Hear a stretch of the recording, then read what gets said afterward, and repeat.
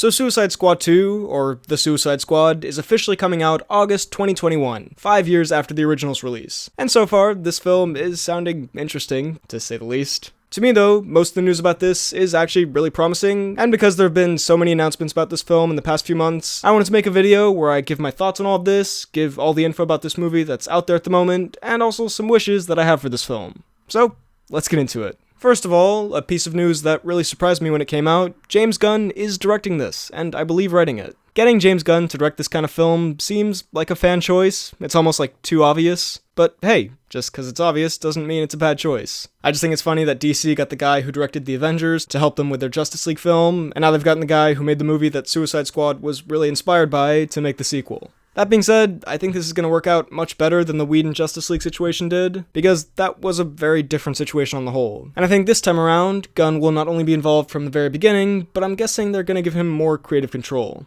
So, of course I'm happy about this choice. I mean, not only is James Gunn a great writer-director, but he's a great writer-director of this exact kind of film. Misfit team of people who maybe are good at heart but still do some bad stuff, becoming a superhero team. We've seen he can do that. I think and hope this will be different from Guardians in a few ways, but I think the core with the heart and humor and, most importantly, character interactions will be present, and I think that will make it great. As far as what kind of follow-up this will be, it looks like it's going to be a soft reboot. So it is a sequel to the first film, but it'll feature a lot of new characters and a new kind of story. It'll be following in the footsteps of Aquaman and Wonder Woman and Shazam of being in this DC Extended Universe, but being very loosely connected to it, and really just being its own independent story. And really, I think that's the best way to take this, because even though Suicide Squad isn't that great of a film, in my opinion, I don't think it's an absolute train wreck, and I think it has some elements and ideas in it that work pretty well. So doing a soft reboot, you can keep and expand on those elements that worked, and leave behind some other parts that didn't work as well, in terms of characters, plot points, stylistic choices, etc. And that leads nicely into the cast, which highlights what kind of reboot sequel this will be. As far as returning characters, we have Margot Robbie as Harley Quinn, Jai Courtney as Captain Boomerang, Viola Davis as Amanda Waller, and Joel Kinnaman as Rick Flag. I think those are good choices to carry over, because those were some of the better performances and characters from that first film. Like Killer Croc or Katana or Enchantress weren't that interesting, so just keeping the ones that have more going on, I think is a good idea. Jai Courtney was surprisingly very fun as Captain Boomerang. Joel Kinnaman didn't get that much to do as Rick Flag, but I actually quite enjoyed his performance. He was likable as the soldier who is competent, but is kind of out of his depth in these supervillain situations, and I think that's an interesting idea that could be expanded on more. Viola Davis put in a pretty good performance as Amanda Waller, most of the time. Do your worst, bitch. And Harley Quinn, based on the one film she's been in, I think Robbie does a good job with what she's given, but the character can get quite grating, at least for me. But hey, after Birds of Prey, maybe they'll change her in some way, or figure out how to use her in a different way in this kind of ensemble. As far as other characters that could return, I doubt we'll see Will Smith in this. Maybe in a cameo or a post-credit scene or something, but not in any significant role. I believe he had some scheduling conflicts. And Jared Leto, I don't know if the studio would want him back, or if the cast would want him back, or if he would want to come back. I'll just go live in a fucking cave somewhere. Like Smith, I think if he is in this, it'll be a very brief moment, and maybe if that's well received, we'll see him again down the line. In terms of the new cast and characters here, we've got Idris Elba, who initially people thought was going to be replacing Will Smith as Deadshot, but turns out he's a new character. He's rumored to be playing Bronze Tiger, who, from my knowledge, and by knowledge I mean looking it up on Wikipedia, doesn't have any superpowers, but is a master martial artist. So that could lead to some cool action scenes, and I'm always happy to see Idris in anything, so I'm absolutely on board with that. Then, David Dastmalchian from The Dark Knight and Ant-Man and Blade Runner and one of the 7 billion actors starring in the upcoming Dune film is going to be playing Polka Dot Man. I like this idea for a few reasons that I'll get into in a little bit, but as far as the actor, yeah, he's good in everything I've seen him in. Daniela Melchior is going to be playing Ratcatcher. She's a Portuguese actress who's been in a bunch of Portuguese stuff that I have not seen. And Ratcatcher is another character who I'm going to hit Wikipedia for, and it turns out the character is exactly what they sound like. They have the power to control an army of rats. And they also carry a gas gun as a backup, I guess. Sure. John Cena is rumored to be playing Peacemaker, who's a soldier who, quote, wants peace so much he's willing to kill for it. That sounds like a role that's perfect for John Cena, and generally he's quite funny and likable in the films he's in. Storm Reed, the girl from A Wrinkle in Time, will be the daughter of the character Idris Elba's playing, and Benicio del Toro is rumored to be playing the villain. He's obviously an amazing actor, and yeah, this cast sounds like a pretty terrific all-star ensemble.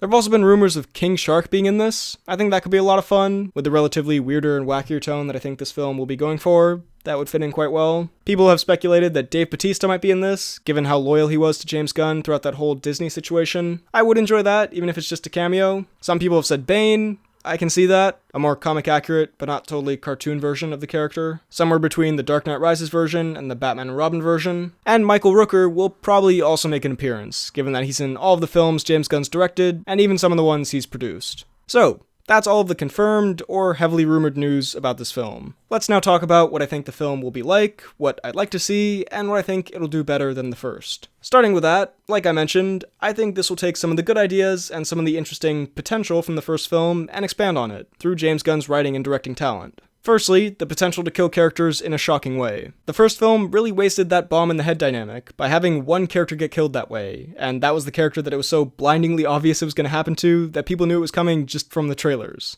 That plot device is interesting and could be used in surprising moments, and I suspect this film, if it does use that plot device, will utilize it better, in more shocking or tense ways. Also, an oddly specific thought, but can this film have Slipknot come back somehow and then immediately kill him again? I don't know how you would do it, because despite being the man who could climb anything, his head did literally explode while trying to climb a building.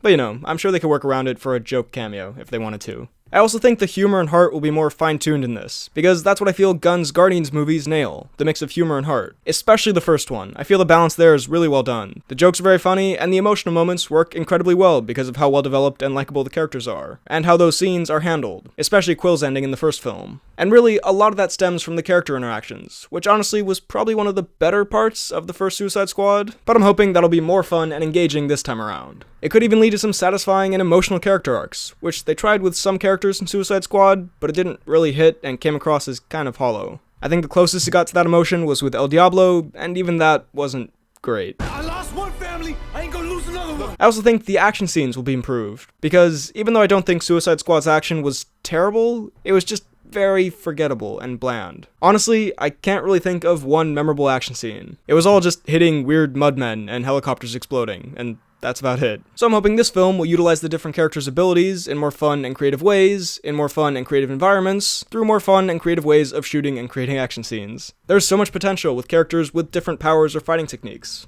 And finally, something that a lot of people liked about Suicide Squad was the soundtrack, which I'm torn on. On the one hand, they're mostly songs I quite like, but on the other hand, they're just dropped in the film seemingly randomly most of the time. Not really thought out, just like, hey, this scene might be kinda dull, let's just throw a song over it. Guardians of the Galaxy, which Suicide Squad clearly was inspired by in a few ways, including the pop soundtrack, uses great music that also fits with the scenes it plays over, either in terms of tone, or it plays a role in the actual story. So I'm not sure if James Gunn will want to do that again here, because maybe he wants to keep that pop music soundtrack thing exclusive to his Guardians films, but if he does use that here, I suspect the soundtrack will this time flow more naturally with the film. In terms of tone, I think this will be a bit like Guardians, but I do think Gunn will want to distinguish it and not just make it DC's Guardians of the Galaxy. I have mentioned I think there will definitely be some similarities, but he doesn't seem like the kind of writer-director who would want to make something exactly like his other property. I think tonally, it might be a bit darker than Guardians, but still have wacky and fun undertones. And I also think just visually, it's going to be much more exciting than the first film, and that'll complement the more creative story and characters. So not this kind of dark gray and brown film with a few one-liners and some pop music awkwardly thrown in to try and keep it interesting. Gunn is also good at taking characters from the comics who are ridiculous, or at least ones that might seem ridiculous to non-comic fans, and knowing how to use them. A ridiculous character like Taserface is pretty much entirely played for jokes, but a ridiculous character like Rocket Raccoon is actually developed and made into a fun and very interesting character, while also acknowledging the ridiculousness of him. I've had a lot of folks try to kill me over the years. I ain't about to be brought down by a tree and a talking raccoon. Old? What's a raccoon? And so I think someone like Polka Dot Man being in this points to more of that way of dealing with these kinds of characters. Some of these weird characters, you can have jokes about them to acknowledge the weirdness, but knowing when to make a joke and when to not have the fact that they're ridiculous be the punchline constantly, and actually just make them characters, is something really impressive that Gunn has done before. I remember a while ago there was a rumor that the villain in this would be a cosmic villain, and at first I had some mixed feelings on it, but the more I thought about it, the more I came around to it. On the one hand, I wish they'd keep it more grounded, because I feel like the Suicide Squad is much better suited to go up against more grounded street-level criminals or villains, kind of like the villains in a lot of the Marvel Netflix shows. But when I think about it, it sounds like this movie on the whole is going to be more weird and could potentially go cosmic, so in that case, a crazier villain could work. Really, it just depends on what kind of tone the film is going for. And I would think Gunn would know how to keep that consistent. So the hero and villain matchup in terms of power levels is less important if the general tones of those characters match up. In the first movie, it felt like they just kind of went halfway with some of that. Like, here are some pretty street-level villains, although some of them are kind of superpowered. And here are some superpowered skybeam shooting villains, but some of their henchmen are more street-level, but they're still magical. Really, it didn't feel like the movie committed to either side, so both elements ended up being kind of forgettable and didn't mesh very well. So I'm hoping this movie will commit to one of the two sides. So overall, I'm really looking forward to James Gunn's The Suicide Squad. I hope and think it'll be an improvement on the first, and bring in some elements that work really well about the Guardians films, without just being the third Guardians film with different characters. We've actually got a third James Gunn Guardians film to look forward to now, which I feel compelled to mention here once again, because that is an awesome fact. So those are my thoughts on the upcoming Suicide Squad sequel/reboot/ new thing. What do you want to see here, or think we'll see here? Let me know all of your thoughts down below in the comments. While you're at it, be sure to like this video, check out my Instagram and Twitter at BHL_Hudson, check out my second channel where I talk movies and TV shows with a friend of mine, it's called The Poorly Planned Podcast, and subscribe for more videos like the one you just watched. Thanks for watching, and I'll see you next time.